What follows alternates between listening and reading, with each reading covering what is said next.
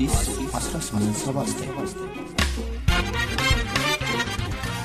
ይህ የአዲስ 1879 የታሪክ ማስታወሻ ነው። ጆን ማርካኪስ አጤ ምኒልክ ለትምህርት ያላቸውን ፍላጎት በተመለከተ እንዲህ ሲል ጽፏል።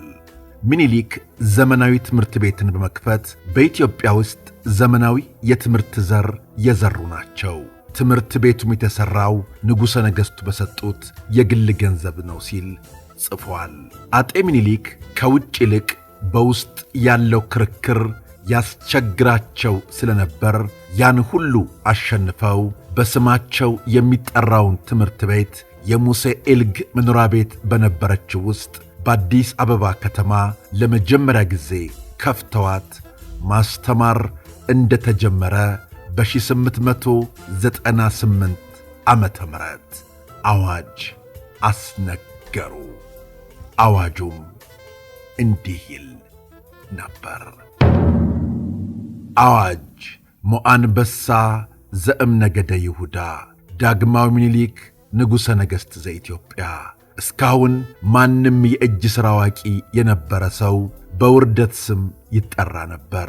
ስለዚህም ማንም ሰው ለመማርና ለመሰልጠን የሚደክም አልነበረም። በዚህ ጎጂ በሆነ ሁኔታ ብንኖር ቤተ ክርስቲያኖች ይዘጋሉ፣ ይልቁንም ክርስቲያን አይገኝም። በሌሎች አገሮች እያንዳንዱን ነገር ብቻ መማር ሳይሆን አዲስ ነገሮችም ይሠራሉ። ስለዚህ ከዛሬ ጀምሮ ለወደፊት ወንድ ልጆችና ሴት ልጆች ሁሉ ከ6 ዓመታቸው በኋላ ወደ ትምህርት ቤት እንዲገቡ ይሁን። ልጆቻቸውን ለማስተማር ለማይተጉ ቤተሰቦች ወላጆቻቸው ሲሞቱ ንብረታቸው ለልጆቻቸው መሆኑ ቀርቶ ለመንግሥት ይተላለፋል። ተማሪ ቤቶችንና አስተማሪዎችን የሚያዘጋጀው መንግሥት ነው ብለው ተናግረው ነበር። በዚያን ጊዜ ልጁን የሚያስተምር ወላጅ ሀብቱ እንደሚወረስ ማወጅ እንኳን በዚያ ጨለማ ዘመን በሰለጠነውም ቦታ አስደንጋጭና ኃይለኛ አዋጅ ነው። ቢሆንም ግን ታወጀ። ውድ የአዲስ 1879 ቤተሰቦች ይህንን ዝግጅት ሰብስክራይብ ካላደረጉ ያድርጉት። ላይኳንም ነካ ያድርጓት። ለወዳጅ ዘመዶም ያጋሩ። ከልብ እናመሰግናለን። እነሆ ወደ ታሪካችን። በኢትዮጵያ ታሪክ የመጀመሪያው ዘመናዊ የመንግሥት ትምህርት ቤት በ900 ዓመተ ምህረት በጥቅምት ወር በአፄ ምኒልክ ተመርቆ ተከፈተ። ትምህርት ቤቱም የዳግማዊ ምኒልክ ትምህርት ቤት ወይም ኢኮሊ ኢምፔሪያሊ ዲ ምኒልክ የሚል ስም ተሰጠው። ትምህርት ቤቱ ሲከፈት የነበሩት መምህራን በቁጥር 3 ሲሆኑ የመጡትም ከግብፅ በ1898 ዓመተ ምህረት ነበር። የመጀመሪያው የትምህርት ቤቱ ርዕሰ መምህርም ፕሮፌሰር ሃናቤይ ሳሌብ የተባሉ ግብፃዊ ናቸው። ትምህርት ቤቱ እንደ ተከፈተ አፄ ምኒልክ ተማሪ ቤት ያደረጉት 6 ኪሎ የሚገኘውን የወሎውን የራስ ሚካኤል መኖሪያ ቤት ነበር። ከጥቂት ወራት በኋላ ወደ አራዳ ሰፈር አቅራቢያ የሚገኘው የሙሴ አልፍሬድ ኢልግ ቤት ለትምህርት አሰጣጥ በሚያመች መልኩ ተዘጋጅቶ ትምህርት ቤቱ ወደዚያው ተዘዋወረ። በመጨረሻም 4 ኪሎ የሚገኘው የትምህርት ቤቱ ሕንፃ ሲጠናቀቅ ተማሪ ቤቱ ወደዚያው በቋሚነት ዞረ። በወቅቱ የትምህርት ቤቱ ዋና ማስተማሪያ ቋንቋ ፈረንሳይኛ ሲሆን ይህም የሆነበት ምክንያት ግብፃውያኑ በመምህርነት የሰለጠኑበት ቋንቋ ስለነበር ነው። ከፈረንሳይኛ ቋንቋ በተጨማሪም እንግሊዝኛ፣ ጣሊያንኛና አረብኛም በትምህርት ቤቱ ይሰጥ ነበር። ሕዝቡም የተከፈተው ትምህርት ቤት ከለመደው የትምህርት አሰጣጥ የተለየ ቢሆንበት ጥርጣሬውንና ስጋቱን እንዲህ ብሎ ገለጸ። ልኳን እንዳበጁልን ለበሬያችን መፍጃ ተማሪ ቤት ሠሩ የልጆች መውሰጃ ሙሴሃና ሠራ አባታችን ደጅ እኛን የናፈቀን ጭራሹ ነው እንጂ እያሉ ገጠሙ።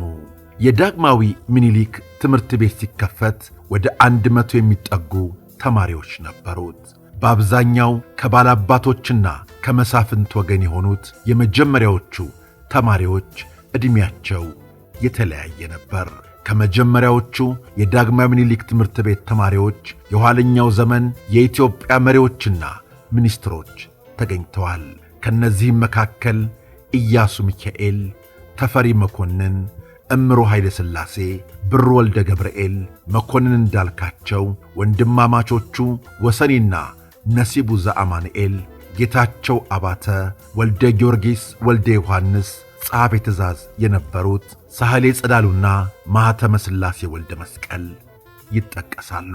በትምህርት ቤቱ ይሰጡ የነበሩት የትምህርት አይነቶች ፈረንሳይኛና እንግሊዘኛ ቋንቋዎች፣ ሂሳብና ስነ ስዕል ነበሩ። በኋላ ላይም አማርኛ፣ ጣሊያንኛ፣ ጂኦግራፊ፣ ታሪክና ስፖርት በሥርዓተ ትምህርቱ ተካተዋል።